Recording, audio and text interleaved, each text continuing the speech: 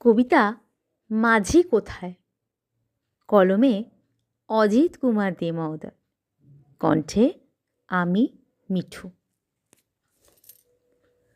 ওগো, তুমি এসো, আলো জেলে দিয়ে যাও।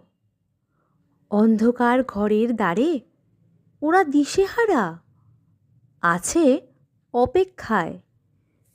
অসহায় পথ, অলিগলি রাস্তা, নোংরা দুর্গন্ধ ভরা বস্তি, ওরা কাঁদে। নির্ঘুম রাত কাটে চিন্তায়, স্বপ্নগুলি অধরা, পথ খোঁজে মরীচিকায়। ওরা ভালোবাসার গান গায়, চায় ওরা সমাজের স্রোতে ভাসতে। মাঝি কোথায় পচনশীল অন্ধকার এই সমাজে? ওরা কুলি, কামিন, মজদুর, শ্রমিক, চাষি, ক্ষেত মজুর, ওরা কালো চামড়ার কয়লা খাদানের অসহায় শ্রমিক।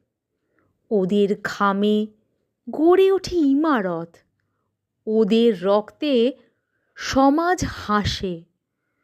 বাবুদের টাকার পাহাড়, ভোগ বিলাসিতা ওদের মুখে এক টুকরো রুটি দিয়ে।